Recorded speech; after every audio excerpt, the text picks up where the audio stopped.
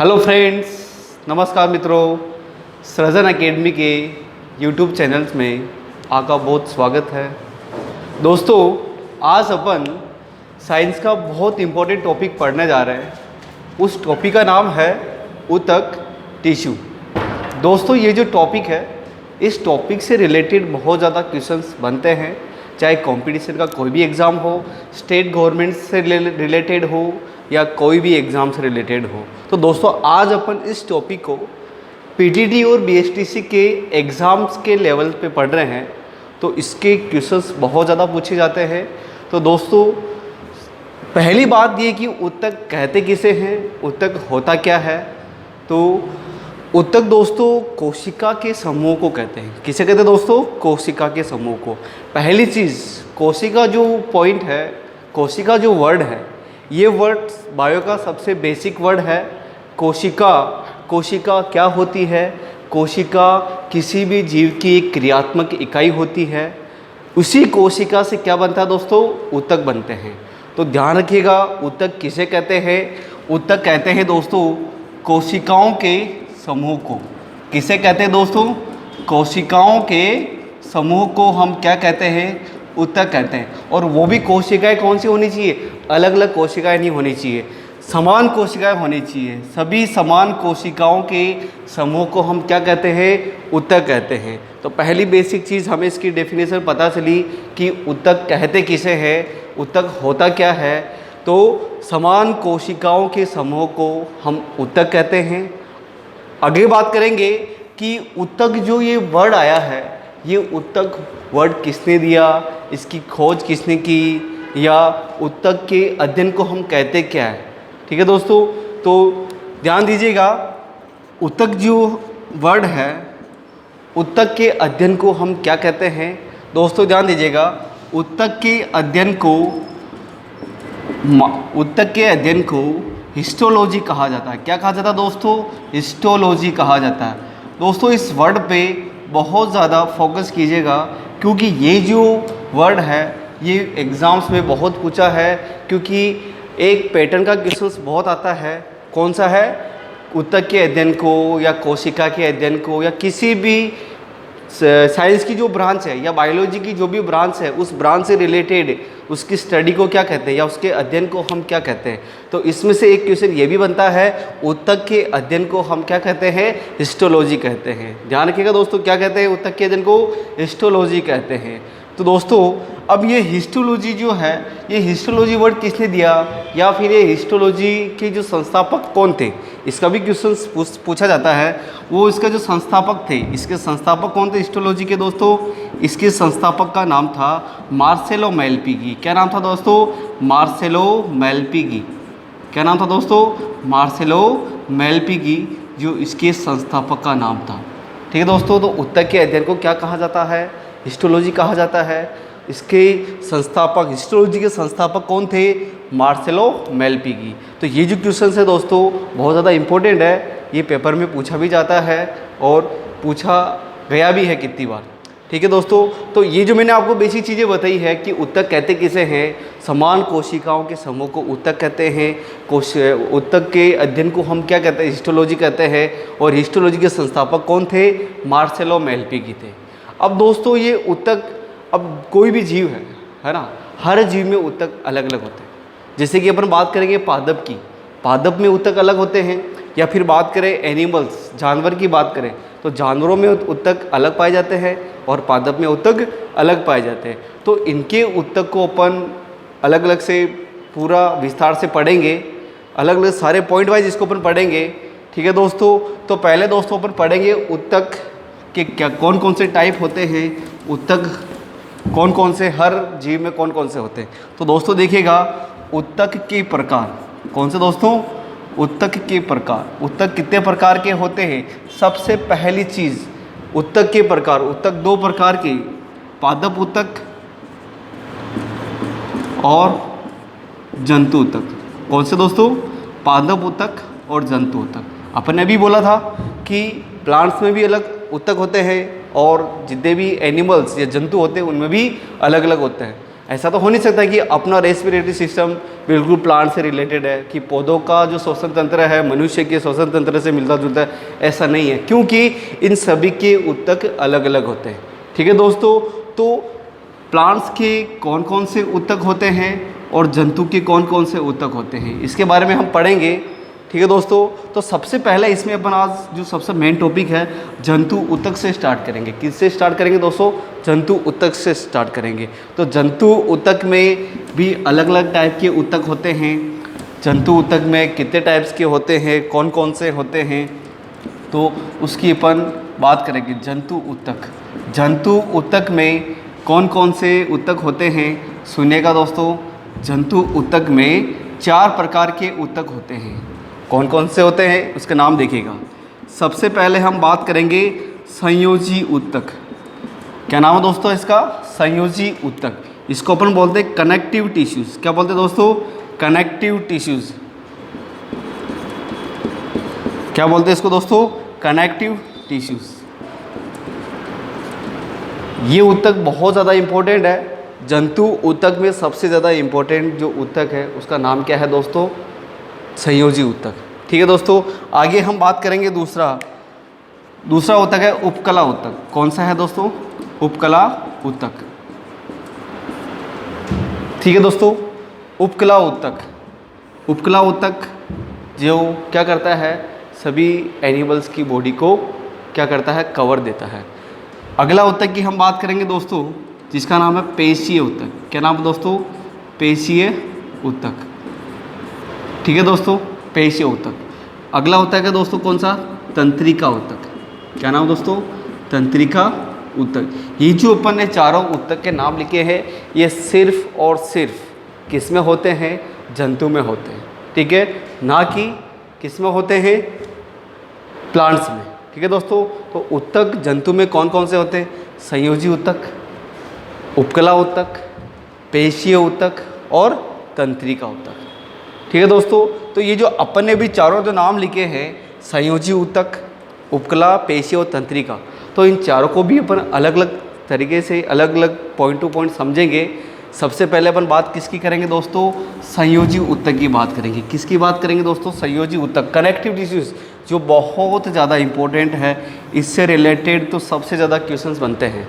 कौन सा दोस्तों? कनेक्टिव टिश्यूज़ संयोजी ऊतक से सबसे ज़्यादा बनते हैं। तो इसकी बात करेंगे, कनेक्टिव टिश्यूज़ संयोजी ऊतक कौन सा होता है?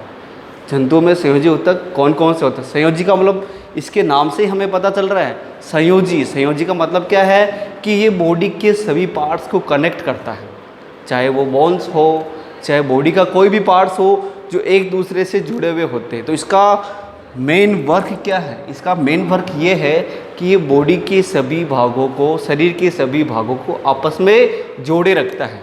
और वो किस रूप में जोड़े रखता है, इसके क्या प्रकार है, वो भी देखेगा। इसके बाद बात करेंगे संयोजी ऊतक में। संयोजी ऊतक अलग अलग पार्ट होते हैं। सबसे पहले पर बात करेंगे द्रव या तरल संयोजी ऊतक। कौन सा दोस्तों? तरल संयोजी ऊतक। तरल संयोजी ऊतक की बात करेंगे। तरल संयोजी ऊतक, तरल संयोजी ऊतक संयोजी ऊतक का पहला पार्ट है। और आप जैसे नाम आए तरल, द्रव, अपने दिमाग में एक ही चीज़ आती है कि हमारे ब्लड, हमारी बॉडी के अंदर ऐसा कौन सा पार्ट है जो द्रव है या तरल है? तो वो कौन सा है दोस्तों? उसे हम क्या कहते हैं? उसे हम कहते हैं ब्लड। क्या कहते हैं दोस्तों? उससे अपन ब्लड कहते हैं। ठीक है दोस्तों, तो संयोजी ऊतक का जो पहला पार्ट है द्रव या तरल संयोजी ऊतक कौन सा हुआ? ब्लड हुआ। ब्लड से बहुत ज़्यादा क्वेश्चन पूछे जाते हैं कि ब्लड कितने टाइप्स के होते हैं, ब्लड्स में क्या क्या होता है, ब्लड में कौन कौन से प्रोटीन्स होते हैं, ये कौन कौन से प्रोटीन से बना हुआ होता है। ठीक है दोस्तों, इसके बारे में अपन बात करने वाले हैं। ठीक है, अगला जो अपन बात कर देंगे कि संयोजी ऊतक कौन सा होता है। अगर अपन तरल की बात करी तो आगे अपन बात करेंगे ठोस संयोजी ऊतक। कौन सा दोस्तों? ठोस संयोजी ऊतक। ठोस संयोजी ऊतक, सॉलिड टिश्यूज़ है ना, सॉलिड कनेक्टिव टिश्यूज़। मतलब जैसे सॉलिड नाम आया दिमाग में एक ही चीज़ क्लिक हुई कि हमारी बॉडी में सॉलिड चीज़ है क्या? क्या है दोस्तों? हड्डी, जिसे अपन क्या बोलते हैं? बोन्स। तो इस ऊतक में अपन किसके बारे में स्टडी करने वाले हैं? बोन्स के बारे में। किसके बारे में दोस्तों? हड्डियों के बारे में, कि हमारी हड्डियों में क्या क्या कौन कौन से प्रोटीन्स होते हैं, हमारी हड्डियाँ कितने टाइप्स की होती है, कि हमारी बॉडी के पार्ट्स में कौन कौन सी हड्डियाँ होती हैं और कितनी हड्डियाँ होती हैं। ठीक है दोस्तों। और तीसरा जो अपन ऊतक पढ़ेंगे संयोजी ऊतक में, तीसरे ऊतक का नाम क्या है दोस्तों? मुलायम संयोजी ऊतक। क्या है नाम दोस्तों? मुलायम संयोजी ऊतक। मुलायम संयोजी ऊतक। कौन सा दोस्तों? मुलायम संयोजी ऊतक। मुलायम संयोजी ऊतक मतलब ऐसा ऊतक जो ना तो ज़्यादा ठोस है और ना ही ज़्यादा तरल है। मतलब ये क्या? मुलायम है। मतलब ये अपनी बॉडी के अंदर उन भागों में पाया जाता है जो सॉफ्ट होते हैं या मुलायम होते हैं। ठीक है दोस्तों। तो आज अपन जंतु ऊतक में क्या पढ़ने वाले हैं? संयोजी ऊतक का कौन सा पार्ट? ब्लड। ब्लड पार्ट को अपन आज स्टडी करेंगे। ब्लड पार्ट के बारे में अपन पढ़ेंगे कि इसके बारे में कौन कौन से क्वेश्चंस पुराने पेपर में पूछे गए हैं और कौन कौन से इंपॉर्टेंट क्वेश्चन है जो आने वाले एग्जाम्स में पूछा जाएगा। कि आपकी जो पीटीटी और बीएसटीसी का जो एग्ज़ाम है, इस एग्ज़ाम में जो जीके का जो सामान्य विज्ञान वाला पार्ट दे रखा है, उसके अंदर जो ब्लड पार्ट है वो बहुत इंपॉर्टेंट है। इसका क्वेश्चन बहुत मतलब इसकी जो एक तरह कहे कि प्रायिकता सबसे ज़्यादा है।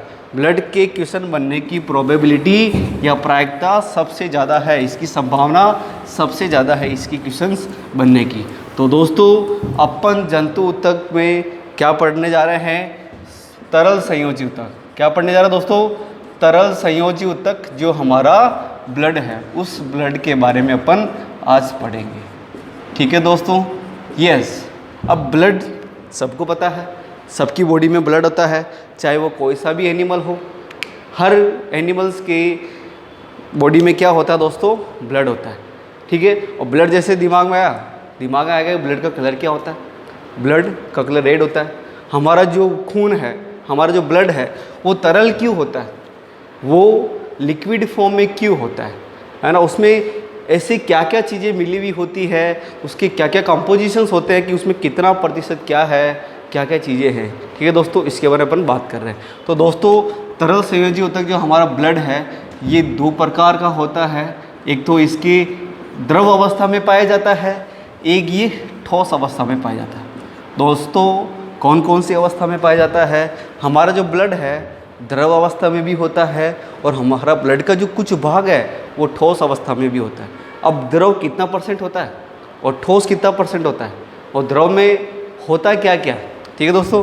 तो हमारा जो द्रव है, हमारा जो ब्लड का जो द्रव पार्ट है, वो उस द्रव पार्ट को हम किस नाम से जानते हैं? प्लाज्मा के नाम से। ध्यान रखिएगा दोस्तों, ये जो वर्ड बहुत ज़्यादा इंपॉर्टेंट, इसका क्वेश्चन पूछा हुआ है कि हमारे रक्त के द्रव भाग को क्या कहा जाता है? प्लाज्मा कहा जाता है। क्या कहा जाता है? प्लाज्मा कहा जाता है। प्लाज्मा का प्रतिशत कितना होता है? प्लाज्मा हमारे ब्लड के अंदर 55 से 60% होता है। कितने % बोल दोस्तों? 55 से 60%। ठीक है। तो हमारे ब्लड के, हमारे रक्त के द्रव भाग को हम किस नाम से जानते हैं? प्लाज्मा के नाम से जानते हैं। और प्लाज्मा जो होता है कितना % होता है? 55 से 60% होता है। कितना होता है? 55 से 60%। अगर ये हमारे रक्त का 55 से 60% हुआ तो ये बचा हुआ ये जो ठोस भाग है ये कितना % होगा? ये हमारा होगा 40 से 45%। कितना होगा दोस्तों? 40 से 45%। इसको द्रव भाग को प्लाज्मा कहते हैं। हमारे रक्त के द्रव भाग को प्लाज्मा कहते हैं। तो रक्त के ठोस भाग को हम क्या कहते हैं? रक्त के ठोस भाग को हम कहते हैं सीरम। क्या कहते हैं दोस्तों? सीरम। या एक तरह से कहें तो इसके अंदर बहुत सारी कणिकाएं होती। क्या होती दोस्तों? इसके अंदर बहुत सारे कणिकाएं होती, छोटे छोटे से कण होते हैं, है ना? तो वो सभी कण कितने % भाग में पाए जाते हैं? 40 से 45%। तो आपको समझ में आया? वापस रिवाइज करते हैं। हमारा जो ब्लड है, ब्लड की 2 अवस्था होती है, एक द्रव अवस्था, एक ठोस अवस्था। हमारा जो रक्त है उसकी द्रव अवस्था को प्लाज्मा कहते हैं और इसका कितना % भाग होता है कुल रक्त का? 55 से 60%। और हमारा जो ठोस भाग होता है इसका कितना % होता है? 40 से 45%। इसे सीरम के नाम से जानते हैं। और ये होता क्या है इसके अंदर? इसमें छोटे छोटे बारीक से सूक्ष्म कण होते हैं जिसे हम कणिकाएँ कहते हैं। जिसे हम क्या कहते हैं? कणिकाएँ कहते हैं। यस। प्लाज्मा की बात करने वाले हैं। हमारा जो ब्लड में जितना प्लाज्मा होता है, हमारे ब्लड में जितना प्लाज्मा होता है उस प्लाज्मा का कुल 90% तो पानी ही होता है। प्लाज्मा के अंदर 90% तो पानी होता है। और यही तो वजह है कि हमारा ब्लड किस अवस्था में होता है, कैसा होता है, फ्लूइड होता है। तो हमारे ब्लड के प्लाज्मा के 90% तो पानी होता है, और इस 90% पानी की वजह से तो हमारा जो रक्त होता है वो क्या होता है, तरल होता है। और बाकी जो 10% जो भाग बचा हुआ, प्लाज्मा का जो 10% भाग बचा हुआ, इसमें क्या होगा, इसके अंदर कार्बनिक पदार्थ मतलब क्या होते हैं, प्रोटीन, कार्बोहाइड्रेट या बहुत सारे ऐसे कार्बनिक पदार्थ होते हैं जो हमारे ब्लड के अंदर बहुत ज़रूरी होते हैं। ठीक है दोस्तों, तो प्लाज्मा के 90% पानी हुआ, प्लाज्मा का 10% क्या हुआ, कार्बनिक पदार्थ हुए। ठीक है, कार्बनिक पदार्थ जैसे अपन पढ़ते कि नहीं पढ़ते, प्रोटीन होता है, इसके अंदर कार्बोहाइड्रेट होते हैं, इसके अंदर बहुत सारे विटामिन वगैरह जो सारी चीज़ें इसी के अंदर पाई जाती हैं। ठीक है दोस्तों, तो प्लाज्मा के बारे में अपन ने पढ़ा है। अब बात करेंगे कणिकाओं की। ये जो ठोस भाग को हम क्या कहते हैं, सीरम कहते हैं, इसके अंदर और कणिका भी बोलते हैं। कौन कौन सी कणिकाएँ होती हमारे ब्लड के अंदर, हमारे ब्लड के अंदर 3 बहुत इंपॉर्टेंट कणिकाएँ होती है, और वो तीनों ही कणिकाएँ हमारा ब्लड का सबसे इम्पोर्टेंट पार्ट है। वो तीनों कणिकाएँ कौन कौन सी है, सबसे पहले बात करेंगे श्वेत रक्त कणिका। क्या नाम दोस्तों, श्वेत रक्त कणिका, जिसे अपन बोलते हैं आरबीसी, रेड ब्लड कॉर्पल्सेस। क्या बोलते हैं इसको, आरबीसी, रेड ब्लड कॉर्पल्सेस। और दूसरी जो है लाल रक्त कणिका, दोस्तों लाल रक्त कणिका। आरबीसी का नाम क्या हो दोस्तों, लाल रक्त कणिका, रेड ब्लड सेल। ठीक है दोस्तों, अगली जो दूसरी होगी वो कौन सी हुई, श्वेत रक्त कणिका। कौन सी हुई, श्वेत रक्त कणिका। श्वेत रक्त कणिका मतलब श्वेत मतलब वाइट ब्लड कॉर्पल्सेस, जिसे अपन क्या कहते हैं, इसे अपन WBC भी कहते हैं। ये भी हमारा ब्लड का बहुत ज़्यादा पार्ट, बहुत ज़्यादा इंपॉर्टेंट पार्ट है। तीसरी जो कणिका है, तीसरी कणिका को अपन बोलते हैं बिंबाणु। क्या नाम दोस्तों उसका, बिंबाणु। बिंबाणु को अपन क्या कहते हैं, बिंबाणु को मैं बोलते हैं प्लेटलेट्स। क्या बोलते हैं, प्लेटलेट्स। क्या बोलते हैं दोस्तों, प्लेटलेट्स बोलते हैं। ठीक है दोस्तों, तो ये जो हमारे ब्लड के 3 कणिकाएँ होती है, आरबीसी, WBC और प्लेटलेट्स, ये है इंसान की जो जीवन, जो पूरी जो उनकी जो लाइफ है, या इंसान का जीना मरना जो सारा किस पे डिपेंड है, इन तीनों जो पार्टिकल है छोटे छोटे, इन पर डिपेंड होता है। अगर इनमें से किसी की एक में भी प्रॉब्लम हुई, या इनकी संख्याओं में किसी एक में भी प्रॉब्लम होती है, तो इंसान की जो लाइफ है वो समाप्त हो सकती है, या उसके शरीर में बहुत सारी बीमारियाँ प्रारंभ हो सकती है। ठीक है दोस्तों, तो अपन बात करने वाले ठोस के ये जो तीनों पार्ट है, अब इसका भी बहुत इंपॉर्टेंट क्वेश्चन बनते हैं, इसको भी कई सारे क्वेश्चन इन तीनों से भी बनते हैं। तो आरबीसी, WBC और प्लेटलेट्स, इन तीनों कणिकाओं के बारे में अपन सही से विस्तार रूप से पढ़ने वाले हैं। ठीक है दोस्तों, एक बार वापस अपन रिवाइज कर लेते हैं, अगर आपको याद नहीं हुआ है तो। बात करेंगे हमारे संयोजी ऊतक का, तरल संयोजी ऊतक कौन सा है, हमारा रक्त, जिसे ब्लड कहते हैं। हमारे रक्त की 2 अवस्था होती है, द्रव और ठोस। द्रव जो अवस्था होती है, इसको हम किस नाम से जानते हैं, इसे प्लाज्मा कहते हैं। क्या कहते हैं, इसे प्लाज्मा कहते हैं। प्लाज्मा का 90% पानी होता है, प्लाज्मा का 10% इसके अंदर कुछ कार्बनिक पदार्थ होते हैं, जैसे कि प्रोटीन, कार्बोहाइड्रेट, बहुत सारे एसिड्स जो इसके अंदर पाए जाते हैं। ठीक है, अब इसकी कितना परसेंट होता है प्लाज्मा का ब्लड के अंदर, 55 से 60%, 55 से 60%। और जो हमारा रक्त का ठोस भाग होता है, इसका कितना प्रतिशत हुआ, 40 से 45%, जिसे सीरम के नाम से कहते हैं। ये कुछ कणिकाएँ होती हैं, छोटे छोटे से पार्टिकल्स होते हैं, जिनका अलग अलग सा शेप होता है, अलग अलग इनका आकार होता है। कौन कौन सी होती है, लाल रक्त कणिका आरबीसी, श्वेत रक्त कणिका WBC, और जो हमारा बिंबाणु है प्लेटलेट्स, ये तीनों कणिकाएँ होती हैं। ठीक है, तो ये जो ब्लड की जो तीनों कणिकाएँ हैं, इन कणिकाओं से ही पेपर में बहुत ज़्यादा क्वेश्चंस पूछे जाते हैं। ठीक है, तो किस कणिका की वजह से कौन सा रोग हो जाता है, किसकी कमी से कौन सा रोग होता है, किस कणिका को अपन क्या नाम कहते हैं। आरबीसी, WBC, प्लेटलेट्स तो अपन ने सुना है, लेकिन इनकी और भी कुछ साइंटिफिक नेम होते हैं जो एग्ज़ाम्स के अंदर बहुत ज़्यादा पूछे जाते हैं। तो दोस्तों, सबसे पहले अपन जो कणिका के अंदर बात करने वाले हैं, कौन सी है, हमारी आरबीसी है। कौन सी दोस्तों, आरबीसी है, लाल रक्त कणिका। कौन सी है, लाल रक्त कणिका। इस लाल रक्त कणिका का दूसरा नाम जो कि बहुत इंपॉर्टेंट है, ध्यान दीजिएगा, पेपर में पूछा हुआ है, इसको अपन कहते हैं इरिथ्रोसाइट। क्या कहते हैं इसको, इरिथ्रोसाइट। क्या नाम है दोस्तों, इरिथ्रोसाइट। जिस वर्ड के पीछे साइट लिखा हुआ होता है, जिस वर्ड के पीछे क्या लिखा होता है, साइट। साइट का मतलब क्या, किससे रिलेटेड दोस्तों, सेल से रिलेटेड, कोशिका से रिलेटेड। किससे है दोस्तों, कोशिका से। ध्यान दीजिएगा, जिस भी वर्ड के पीछे साइट लिखा हुआ होता है उसका संबंध किससे होता है, कोशिका से होता है। और इरिथ्रो का संबंध किससे है, इरिथ्रो का संबंध है रेड से, रेड या लाल से। क्या नाम है दोस्तों, अगर इरिथ्रो का रिलेशन, इरिथ्रो का मतलब क्या होता है, ये इसका रेड से संबंध होता है। और जहाँ साइट की बात आ जाती है, CYTE, साइट, किससे संबंध, इसका कोशिका से संबंध है। तो ध्यान दीजिएगा, RBC का दूसरा नाम क्या है जो पेपर में बहुत पूछा जाता है, एरिथ्रोसाइट। क्या है दोस्तों, एरिथ्रोसाइट। अब ध्यान दीजिएगा कि RBC का क्या काम है, हमारे शरीर में RBC ऐसा क्या करती है, इसका क्या क्या प्रमुख कार्य है ना, इसका क्या प्रमुख कार्य है कि इसको इतनी इंपॉर्टेंस दी जाती है कि नहीं। ठीक है, तो सबसे पहले अपन बात करने वाले इसके जो सबसे इम्पोर्टेंट कार्य में से, हमारा ब्लड जो लाल कलर का होता है, सबने देखा है, वो लाल कलर किस वजह से होता है, हमारा जो ब्लड होता है लाल कलर होता है हमारा RBC की वजह से। RBC की वजह से हमारा जो ब्लड होता है वो लाल होता है। क्यों, क्योंकि हमारे RBC में एक हीमोग्लोबिन, कौन क्या होता है दोस्तों, एक हीमोग्लोबिन नामक एक वर्णक होता है। कौन होता है, एक हीमोग्लोबिन नामक एक पिगमेंट होता है, हीमोग्लोबिन, जिसे अपन SBB बोलते हैं। हमारे RBC में हीमोग्लोबिन नामक एक वर्णक होता है। इस हीमोग्लोबिन की वजह से ही हमारा जो रक्त का रंग लाल होता है। रक्त का रंग लाल किस वजह से होता है, RBC में हीमोग्लोबिन की वजह से ही होता है। ध्यान दीजिएगा, RBC में हीमोग्लोबिन पाया जाता है, उसी वजह से रक्त का रंग क्या होता है, लाल होता है।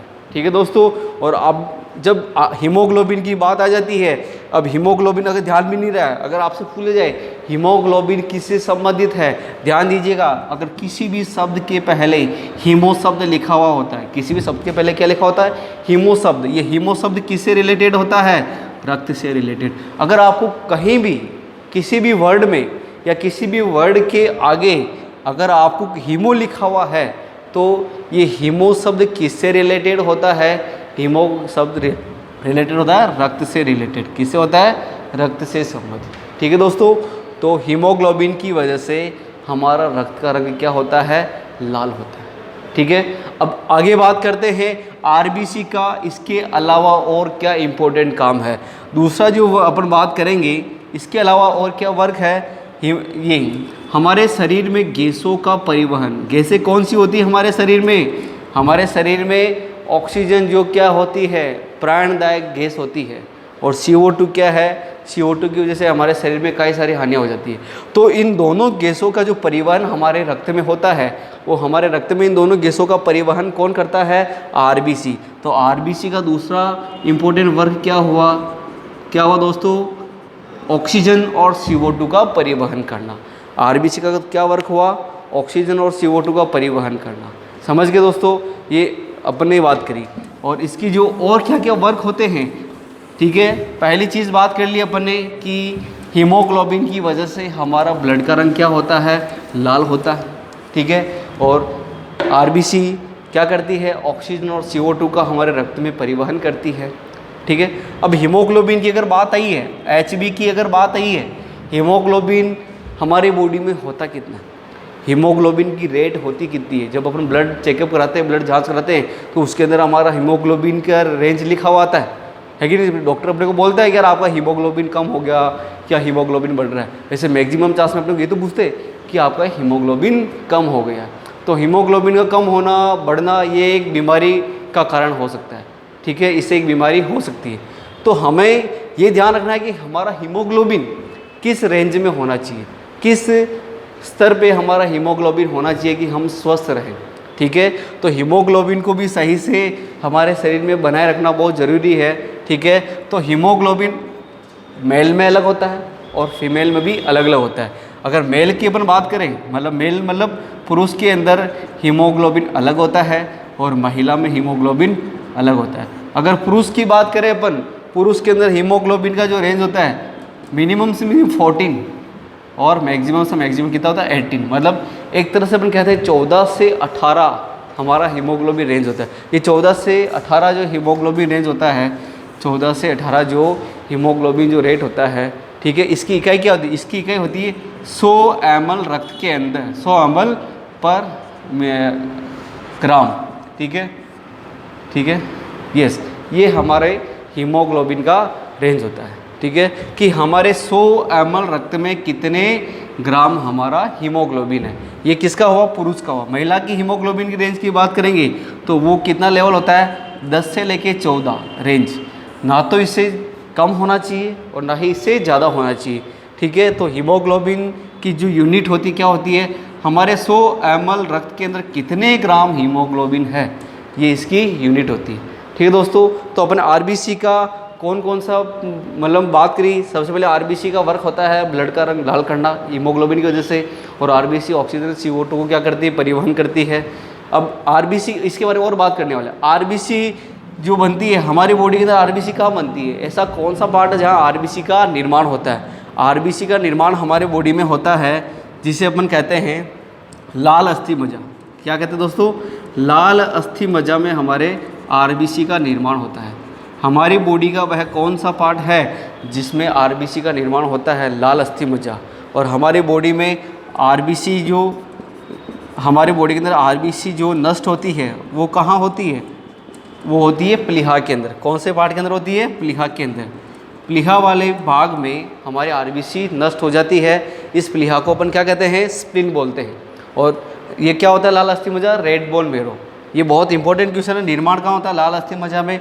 नष्ट कहाँ होती है? प्लीहा के अंदर, ठीक है। अगला जो इसका क्वेश्चन बनता है आरबीसी का, कि आरबीसी की कमी से क्या हो जाता है या आरबीसी की अधिकता से क्या हो जाता है, ठीक है। अगर हमारी बॉडी के अंदर आरबीसी कम हो रही है, आरबीसी कम होने का मतलब हमारा ब्लड की कमी हो रही, आरबीसी कम होने का मतलब हीमोग्लोबिन कम हो रहा है। तो इन तीनों की कमी एक ही बीमारी से संबंधित है। वो कौन सी बीमारी है? जिसको अपन एनीमिया बोलते हैं। क्या बोलते हैं दोस्तों? जब हमारी बॉडी के अंदर आरबीसी कम होगा तो हम कौन से रोग से प्रभावित होंगे? एनीमिया रोग से। कौन से रोग से? एनीमिया रोग से। जब हमारे शरीर में आरबीसी कम हो जाएगा, हीमोग्लोबिन कम हो जाएगा, या फिर अपन कहें आयरन की कमी आ जाएगी, तो कौन सी बीमारी हो जाएगी हमें? एनीमिया की बीमारी हो जाएगी। लेकिन इसी के अपोजिट अगर आरबीसी हमारे बॉडी में बढ़ जाता है तो ये एक तरह से ब्लड कैंसर के बढ़ावे में, ब्लड कैंसर के बनाने में हेल्प करता है। तो वो उस बीमारी को अपन क्या कहते हैं? पॉलीसाइथेमिया। बहुत इंपॉर्टेंट नाम है ये। क्या नाम दोस्तों? पॉलीसाइथेमिया। ध्यान रखिएगा, आरबीसी जब बढ़ती है बॉडी में तो कौन सी बीमारी होती है? पॉलीसाइथेमिया, ठीक है दोस्तों। तो अभी जो अपन बात करें कि जो वयस्क व्यक्ति होता है उसके शरीर में आरबीसी कहाँ बनती है? लाल अस्थि मज्जा में। कहाँ नष्ट होती है? प्लीहा में। लेकिन इसका एक क्वेश्चन ऐसा भी थोड़ा सा कंफ्यूज करने के लिए पूछा जाता है कि जो बच्चा नवजात शिशु होता है, कौन होता है दोस्तों? नवजात शिशु।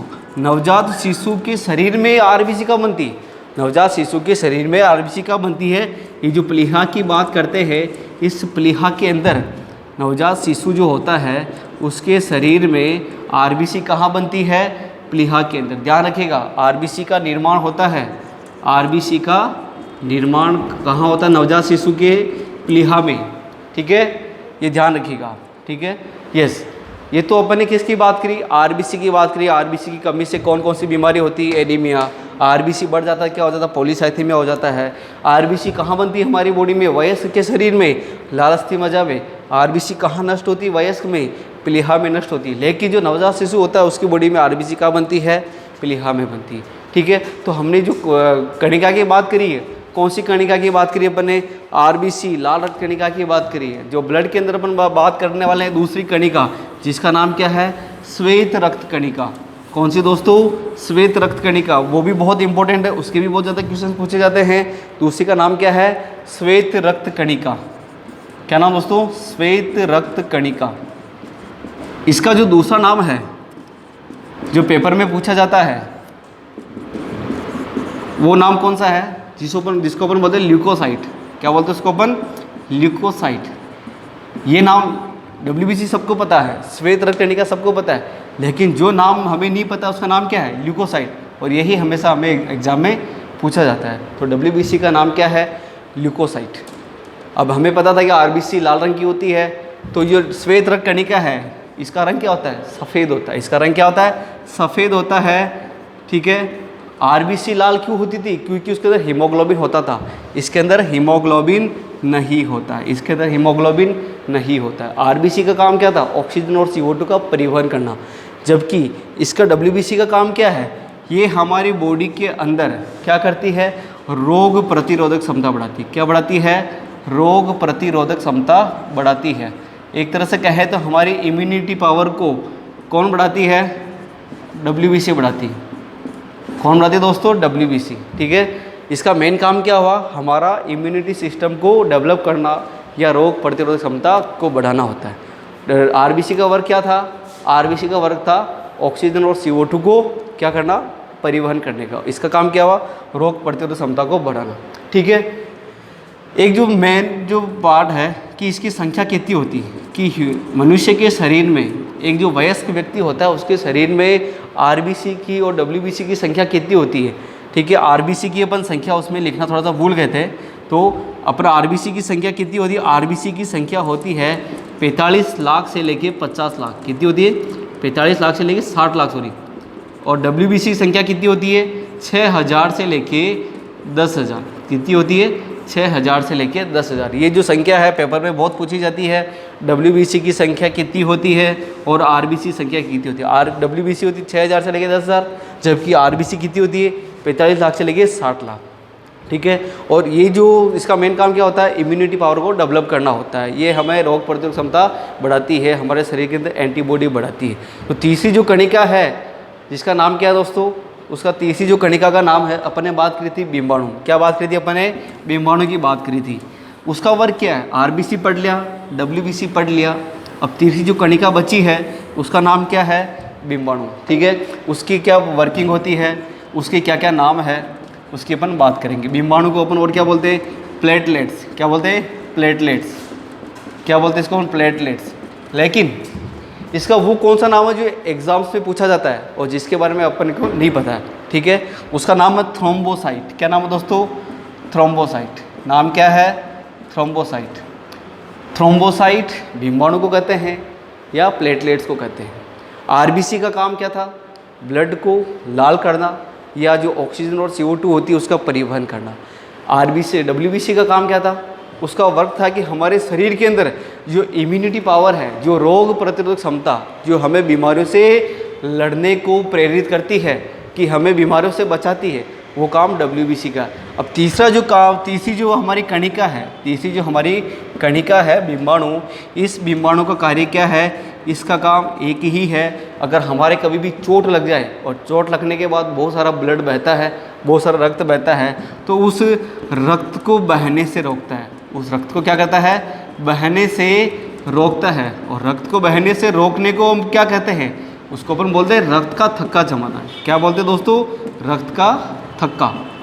मतलब ये हमारे बॉडी के अंदर हमारे खून को बहने से रोकता है। चोट मतलब बॉडी में चोट लगने पर, जब चोट लग जाए तो बाहर खून नहीं बहे, तो ये क्या करता है? हमारा रक्त का थक्का बनाता है, जिसे अपन ब्लड क्लॉटिंग भी कहते हैं। क्या कहते हैं? इसे अपन ब्लड क्लॉटिंग भी कहते हैं। ठीक है दोस्तों, अब बात करते हैं कि ये जो बिंबाणु होते हैं इनकी कितनी संख्या होती है। आरबीसी की संख्या अपन ने बात कर ली, 45 लाख से लेकर लगभग 60 लाख होती है। WBC की बात कर ली, 6000 से लेके 10,000 तक होती है। तो हमारे शरीर के अंदर बिंबाणु की संख्या कितनी होती है, या जो बिंबाणु भी पूछा जा सकता है, प्लेटलेट्स की संख्या भी पूछा जा सकता है। इन तीनों में से कोई भी नाम आ सकता है कि आपकी बॉडी में, एक मनुष्य की बॉडी में थ्रोम्बोसाइट की संख्या कितनी होती है। ठीक है दोस्तों, तो इनकी संख्या कितनी होती है? इनकी संख्या बहुत इंपॉर्टेंट क्वेश्चन है। इनकी संख्या होती है 1 लाख से लेके या 1.5 लाख से लेके 4 लाख तक। कितनी होती है? 1.5 लाख से लेके 4 लाख तक ये संख्या हमारे बॉडी के अंदर बिंबाणु की होती है। ठीक है दोस्तों, ध्यान रखिएगा कितनी होती है? 1.5 लाख से लेके 4 लाख तक अप्रोक्सीमेट इनकी संख्या होती है। ठीक है, और इनका कार्य अपन को बता दिया कि कार्य क्या होता है? रक्त का थक्का जमाना। समझ गए? तो ये अपना बहुत इंपॉर्टेंट टॉपिक था जो अपन ने ब्लड पढ़ा था। ब्लड के अंदर कौन कौन सी कणिकाएँ थी। ठीक है दोस्तों, तो इसके आगे वाला जो पार्ट है, जो संयोजी ऊतक में जो अपन ने अभी तरल संयोजी ऊतक पढ़ा है, इसके जो बाद वाले जो ऊतक है, ठोस संयोजी ऊतक या मुलायम संयोजी ऊतक, वो अपन अगले वाले वीडियो में इसके बारे में बात करेंगे। ठीक है दोस्तों, नमस्कार। और हम अगर आपको समझ में आया है तो हमारे चैनल को आप लाइक कीजिएगा, सब्सक्राइब कीजिएगा, और जिससे कि आपको जितनी भी और इन्फॉर्मेशन होगी वो आपको आगे मिलती रहेगी। Thank you.